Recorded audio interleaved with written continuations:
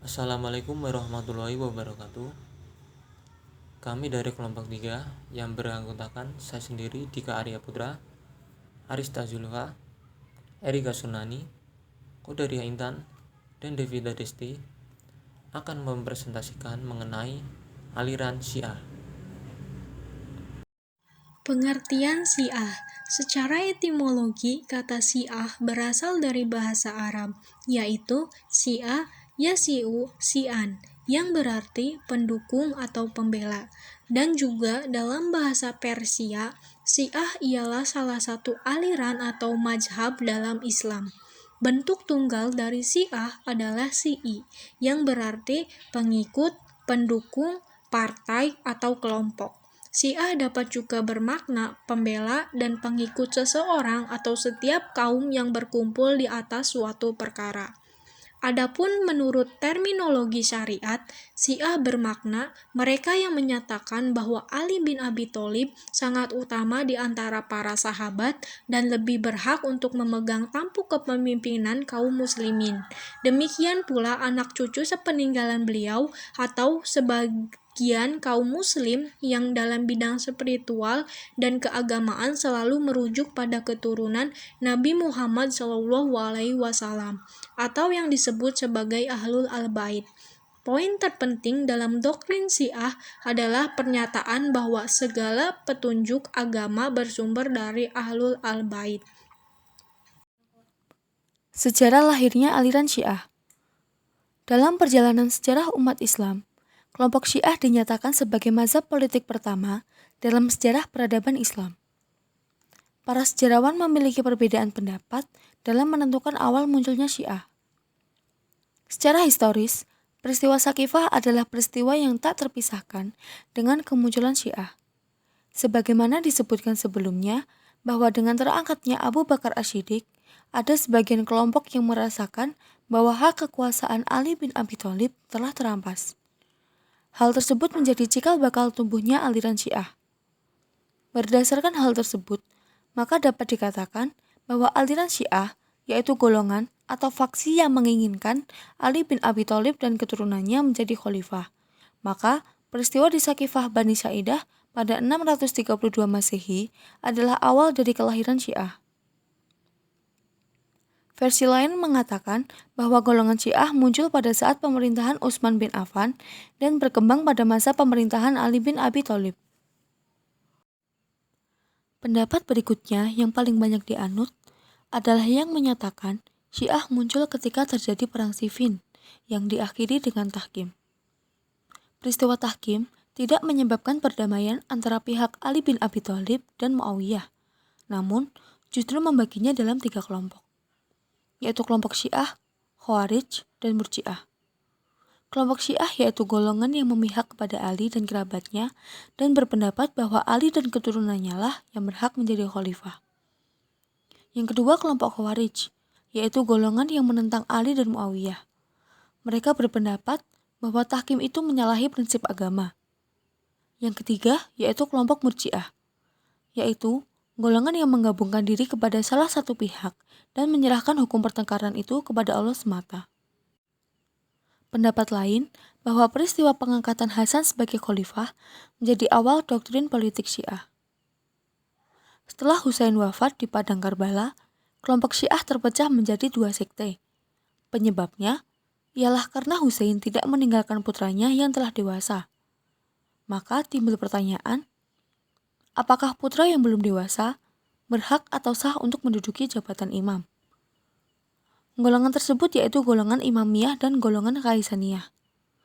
Dari kedua golongan ini, dalam perjalanan sejarahnya berkembang menjadi beberapa sekte.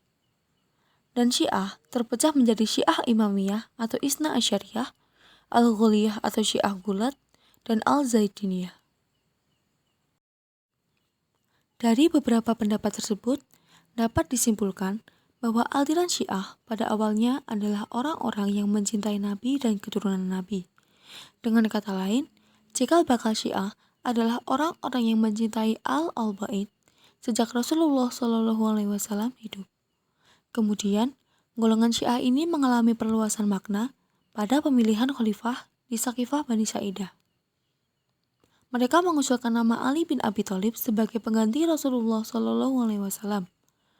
Fakta ini kemudian muncul kembali pada Perang Siffin yang menghasilkan arbitrase di antara kedua belah pihak, di mana orang-orang Syiah menampakkan jati dirinya sebagai pendukung Ali, dan hingga saat ini, paham inilah yang muncul sebagai sebuah mazhab teologi dalam Islam. Pemikiran utama aliran Syiah. Yang pertama ada Tauhid atau keesaan Tuhan. Dalam Al-Tauhid, aliran Syiah berpendapat bahwa Allah Subhanahu wa Ta'ala adalah mutlak, yang mana tidak dapat dijangkau oleh siapapun. Dia maha sempurna sehingga jauh dari kekurangan. Syiah juga meyakini bahwa yang boleh disembah hanya kepada Allah dan tidak boleh menyembah kepada selain Allah. Yang kedua ada nubuwah atau kenabian. Dalam kenabian, aliran Syiah berpendapat bahwa tujuan Allah Subhanahu wa Ta'ala mengutus para nabi dan rasul adalah untuk membimbing umat manusia menuju kesempurnaan yang hakiki dan kebahagiaan abadi.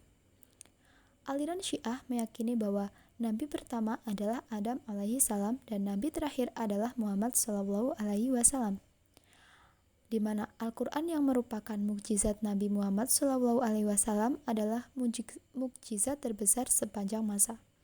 Karena itulah aliran Syiah meyakini bahwa tidak ada seorang pun yang dapat membuat kitab seperti Al-Quran atau bahkan sebuah surat sekalipun.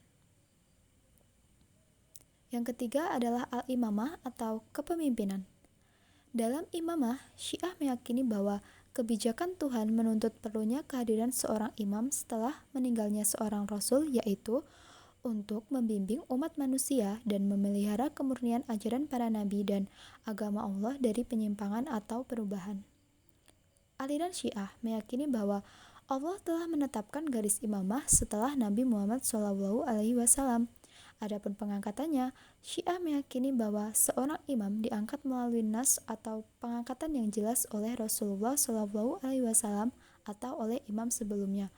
Misalnya Imam Ali bin Abi Thalib, di mana aliran Syiah meyakini bahwa Nabi Muhammad SAW telah mengangkat dan menetapkannya sebagai imam sesudah beliau.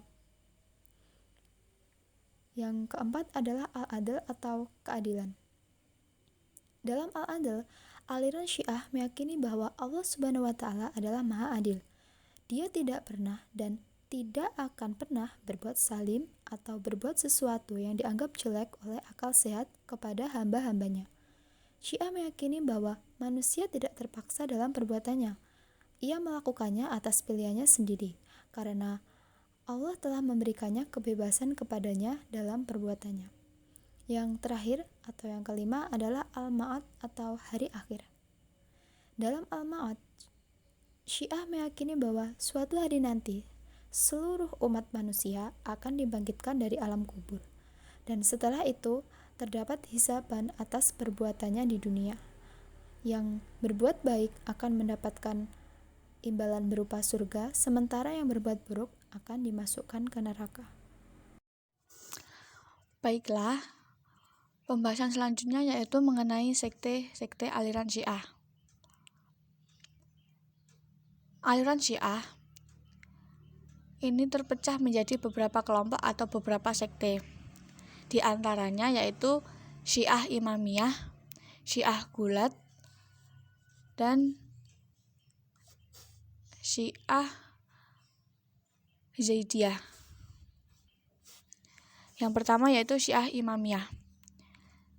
Syiah Imamiyah atau Isna Asyariyah ini diambil berdasarkan jumlah imam yang mereka percayai, yang berjumlah 12 atau Isna Asyara dalam bahasa Arab.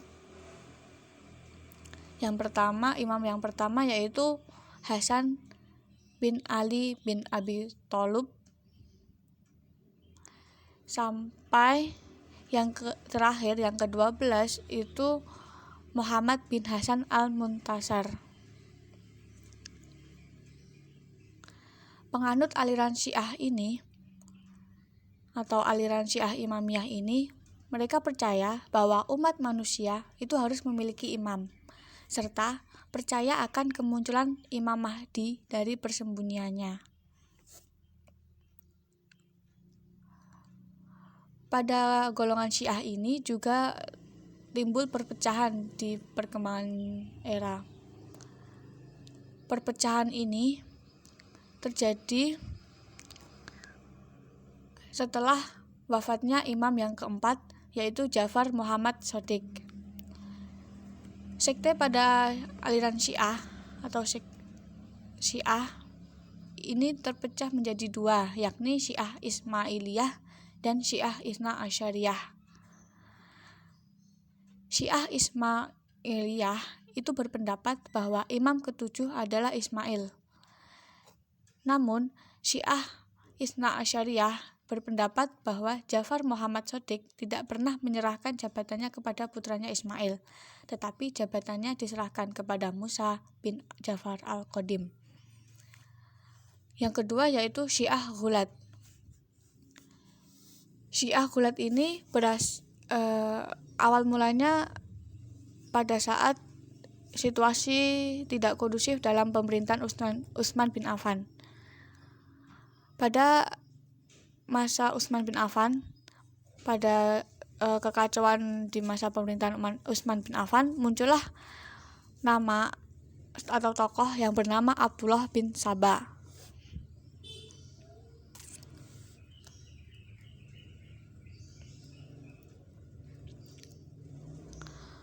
Ia juga yang mempelopori paham Sabaiyah atau yang lebih dikenal dengan Syiah Ghulat ini.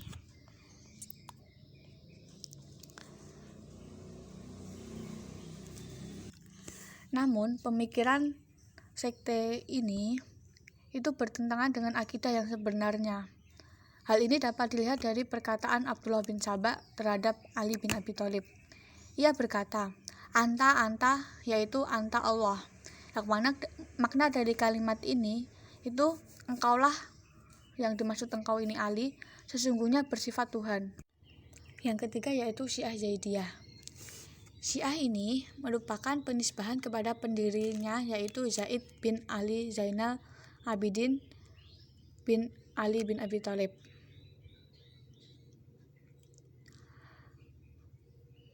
Kelompok Syiah Zaidiyah ini terus mengalami tekanan dan provokasi dari dinasti Umayyah yang saat itu sedang menjadi penguasa, sehingga terjadi pertempuran.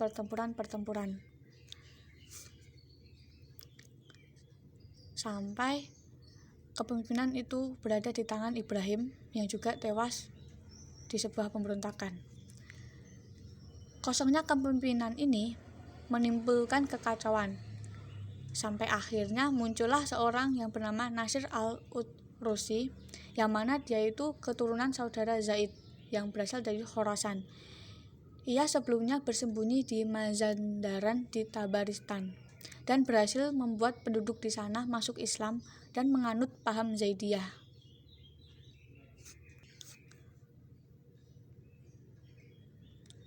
Paham Zaidiyah beranggapan bahwa imamah harus berasal dari keturunan Fatimah al-Zahra dan tidak mengakui selain keturunan putri Rasulullah SAW.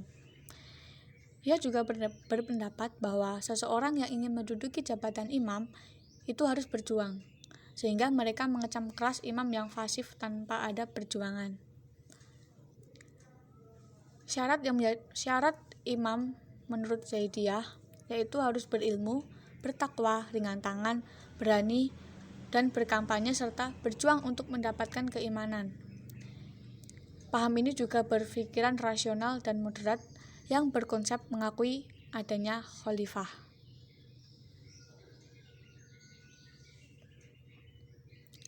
Pemikiran rasional ini memberikan keleluasaan berijtihad kepada pengikutnya. Paham ini juga menolak konsep taqiyah, menolak paham ismah, dan juga paham istitar atau ikhtifa. Pada perkembangan ajaran Zaidiyah ini didasarkan pada kejernihan berpikir dalam menerapkan logika yang menjadi landasan kelompok ini dalam menyebutkan ajarannya. Relevansi dianutnya aliran Syiah di zaman milenial. aliran Syiah membangun konsep sendiri di mana mengatur sistem agar senantiasa sesuai dengan kepentingan Syiah. Mereka memperkenalkan konsep riwayat Al-Faqih yang mencoba menggabungkan konsep demokrasi dengan pondasi keagamaan sesuai yang mereka pahami.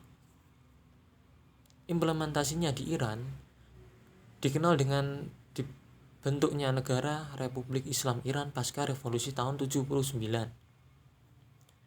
Bahkan setelah itu, ideologi Iran semakin gencar diekspor ke berbagai negara lain, termasuk Indonesia. Menurut kelompok kami, bahwa secara politik bahkan dalam pemahaman agama pada masa kini, Syiah mempunyai perbedaan pandangan dengan kelompok Sunni. Kelompok Sunni ini mayoritas masyarakat Indonesia merupakan kelompok Sunni.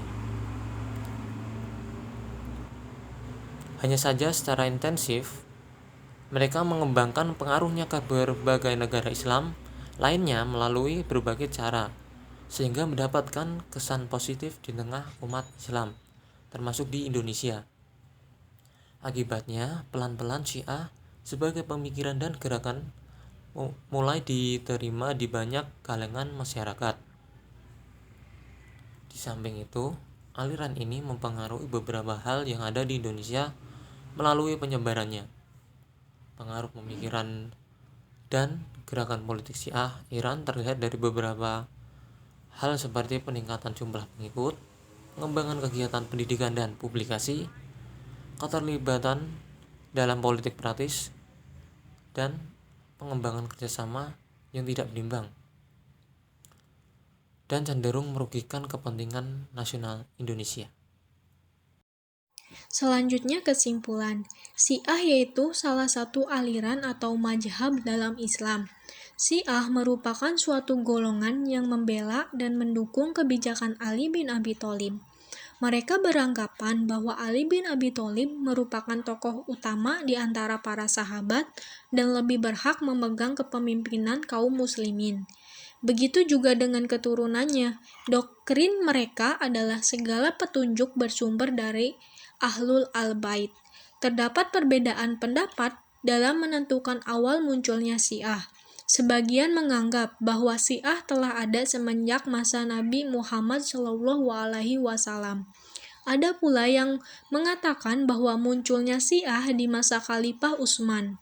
Lalu ada juga yang mengatakan bahwa Syiah muncul pasca peristiwa Tahkim dan terbunuhnya Khalifah Ali bin Abi Thalib. Bahkan ada yang mengatakan bahwa Syiah baru lahir setelah peristiwa di Padang Karbala. Dalam aliran Syiah, pemikiran utama mereka berprinsip pada tauhid, nubuwah, al-imamah, al-ald, dan al-ma'ad. Perkembangannya, Syiah terpecah menjadi beberapa kelompok atau sekte, di antaranya Syiah Imamiyah, Syiah Gulat, dan Syiah Jaidiyah. Di Indonesia sendiri, pengaruh Syiah bisa dilihat dari adanya pengembangan kegiatan pendidikan dan publikasi serta mengembangkan yayasan YAPI.